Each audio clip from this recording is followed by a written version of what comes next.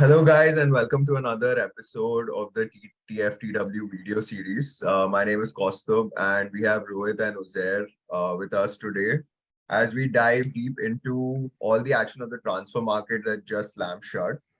Uh, guys, I think maybe we start with the order. We start from the bottom up, looking at the top six on the Premier League table. So, as Chelsea's 10th, Rohit, let's start with you. What do you think of the window overall? Yeah, thanks for starting from the bottom up to remind Chelsea fans, that we're having a shit start to the season. So, It's a yeah, good like, reality check, bro. Yeah. exactly. So, obviously, like, when, the new ownership group came in, it was expected that they'd spend a lot of money. And clearly Mhm. that's happened. And we did start off slow. We didn't, like, go right off the blocks with signing. I think Raheem Sterling was our first signing, and that happened Mhm. only mid-July or something. And then immediately two transfers came post that. But then there was another barren spell in the middle where Tuchel was constantly talking about getting another defender in, and Mhm. also everyday links to Aubameyang. And yesterday was a roller coaster. Yeah. Uh, Chelsea signed Aubameyang, and then they signed Zakaria. So they made three signings post their loss to Southampton, Mhm. and so for the major part, they have addressed all the problems. So Rudiger was someone who was going out, Christensen was going out, and they've addressed those two areas with, uh, I would say, pretty astute signings in Koulibaly and Fofana. Fofana. Koulibaly, he brings in the experience that Rudiger Mhm. already had, but the only problem or the only thing that could hinder him initially would be changing leagues, and that's, I guess, a little evident initially as he's not like completely settled in, even though he Mhm. scored that goal against Yeah. Spurs.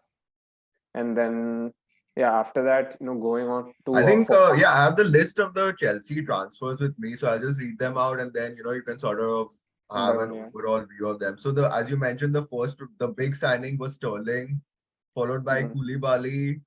Then you had the American goalkeeper Gabriel Slovenia, yeah. Slonina. I think he'll Mm-hmm. probably be your third choice goalkeeper. But Yeah. then Carney Chukwuemeka was one. I think that was pretty Mm-hmm. interesting. Followed by Cucurella. There's the Italian guy Cesar Cassidy, Cassidy. Yeah, yeah. Cassidy. And then Fofana, and finally Aubameyang and Zakaria yesterday on the final day. So I Mm-hmm. think that's a lot of signings, and yeah, it does sort of address a lot of issues, but I think at least from the outside looking in, it seemed a bit of like a scattergun approach. Yeah. Because initially I remember, like, you guys were going all out for like Neymar, and then Ronaldo's name came up when the whole striker situation was there. So at the end, uh, are you satisfied with the transfers? Do you think you guys still lack something? And based on these transfers, what are your expectations for Tuchel this season? So overall, I am satisfied with the transfers because we addressed the key areas where we were lacking. Although I feel midfield was one issue where it was pretty evident that we needed Mhm. reinforcement with Kante's injuries and Jorginho getting on and him being in his last year of his contract. And to see that being addressed only on the final day with Denis Zakaria, so clearly he's not first choice. And it feels more like a Saul Niguez kind of Mhm. signing. If you remember from last Yeah. season, where he He was is signed on he 10 is a loan million. signing, no, Yeah, he Zakaria. is a loan signing and with an option to Yeah. buy. Uh, like some would say it's a win-win. If he does well, then Chelsea can obviously trigger the buy option and go with a similar route as they did with Kovacic, because Kovacic Mhm. also initially came on loan. But then you also have further issues, right? Like him having to adapt to the league and him being signed this late in the transfer window. So Yeah. that's something that's a little iffy. But overall, I'd say Chelsea have addressed issues. Tuchel desperately wanted Aubameyang. Like Mhm. he's been Yeah. constantly crying out loud for him, and you know, f- despite all the chaos that happened with Barcelona with regards to his burglary Mhm. and all that, so they Yeah. finally pulled it through and got it over the line. So I think Tuchel will be happy more than anyone else, and the thing is, since Tuchel has been in charge of all these transfers, he really doesn't have much room for complaining anymore. He has to Yeah. hit the ground running because I think Chelsea has spent upwards of 250 million pounds, if Yeah. I'm not wrong. So that's a lot of money. like it was expected that Chelsea would spend a lot with like all the investment that's being put in, but Tuchel really has to deliver. And one, or I'd say one good thing that the management has done is give Neil Bath, the academy coach and director of Mm-hmm. Chelsea, like the power in recruiting some young talents like Chukwuemeka and Cesar Casadei, because they're like extremely good midfielders who are Mm-hmm. under 20 years of age. And True. with Kante and Jorginho being in the final years of their contracts, we had to address that area.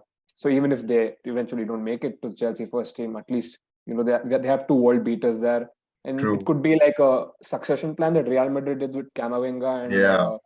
now they've done with Tchouaméni. Germany, So yeah. so that's something that could happen, and so that's one Yeah, thing that Chouameka was a yeah. really good signing because I remember Liverpool and Barcelona both were really interested in signing him and Mhm. sort of sneaking He him played like well for Villa also last season, if I remember true exactly. correctly. He's already made a few Premier League appearances and He in his has that Premier League appearances like experience to back him also, yeah. yeah, exactly. He Yeah. was pretty exciting. He's like they're like the modern English players who like extremely skillful, really good on the ball, like always looking to take their players on. So I think that's a good signing. But Yeah. I think with there was just one thing I wanted to get your opinion on was like Fofana's 7-year contract. I mean, guys, have you Yeah, it's not learned absurd. with Kepa after the whole Yeah. debacle that was Kepa? Do you think that this is gonna go another way, or are you concerned that he might also, sort of flop given his long-term injury that he's just come back from? What do you think about Mhm. that? So I just read up on this a couple of months ago. Like Todd Boehly, when he does his signings for the LA Dodgers, Mhm. apparently he gives out these long-term contracts. Okay. And like I was wondering why you would do that, because obviously the player's value will deteriorate and you never know when he could get injured True. or something wrong could happen.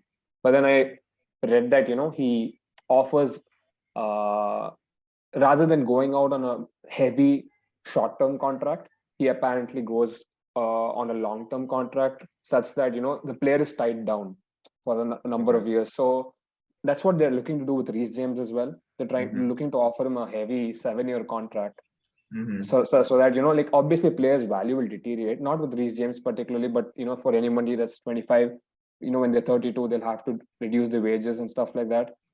So they'd rather just sign a long-term deal so that they're financially secure.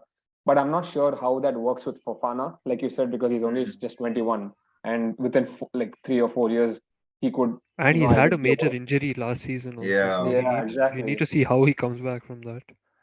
Exactly. So he could either be a world-class signing, a great talent for the future, or he could easily go the Kepa route, which I And don't think he will, but based on what I've seen from him. But you never know in football, right? Again, you So saw that pre the injury, yeah, how he performed. Yeah.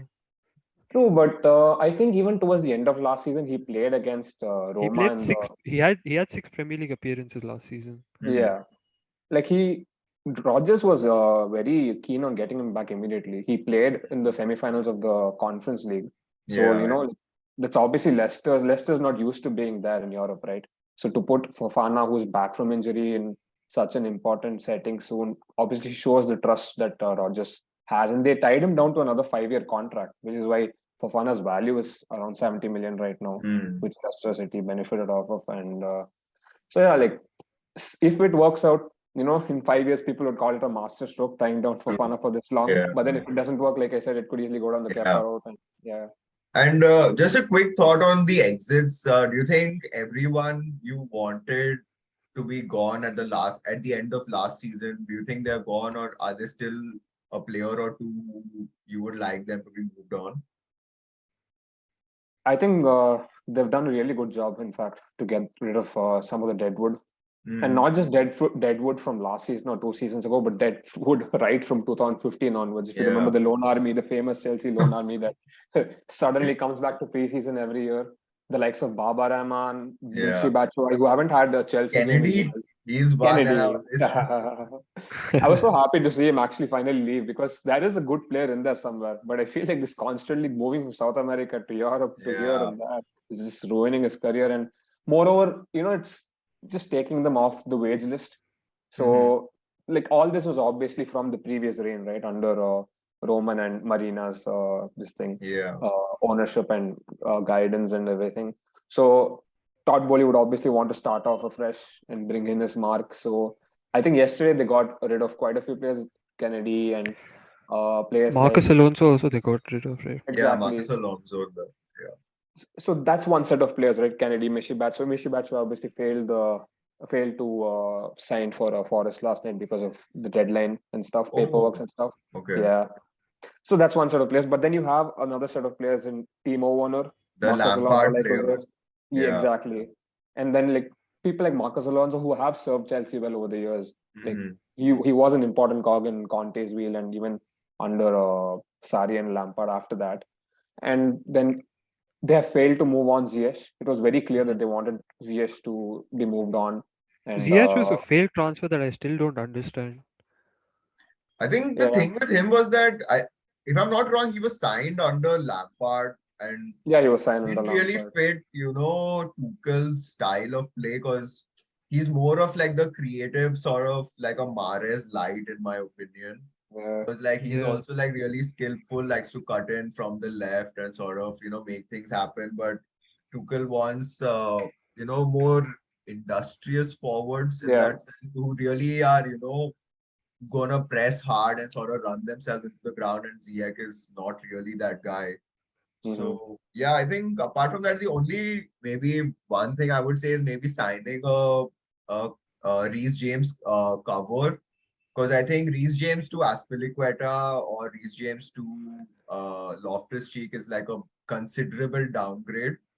Yeah. Which I think Chelsea has really done well to sort of have a couple of players in every position who are almost as good as each other. So there's no drop off in quality if the squad is rotated. So I think that said, what if you had to give an overall grade to Chelsea for this transfer window, what would it be? So I'd like to mark it in three ways. Okay. So the actual transfer window itself, I'd say 8/10. The Hmm. strategy 6/10 because it was very clear Yeah. right from the start that they didn't really have set targets and Tuchel Hmm. being the director of football and all temporarily clearly hasn't worked out because he can't focus on two things at the same time and he's just too much on his plate. And with regards to the academy stuff and the outgoings and all of Hmm. that, I'd give it a 10/10 honestly because Okay. over the years like they failed. They clearly failed in getting rid of Deadwood.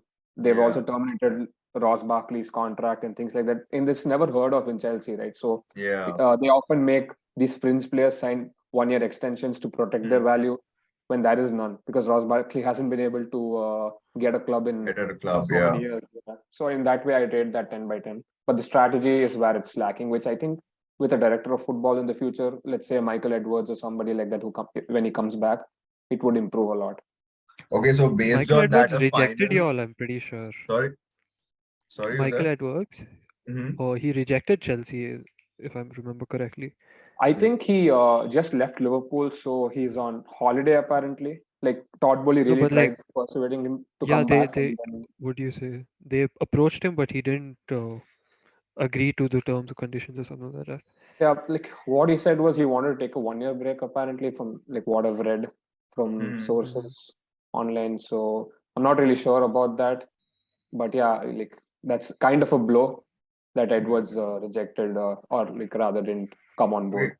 Rohit, so finally, based on everything you said, we need like an A to F. Okay. What the grade will you give Chelsea for this season, for this window? I think a B plus or something like that Okay. would be apt. Yeah, I think that's a pretty solid because like they did do a great job getting rid Hmm. of all the dead wood and got players that Tuchel really wants. So I think now the pressure is on Tuchel to make these players play well together. Okay. He's Exactly. had a slow start and he needs to deliver with these players now.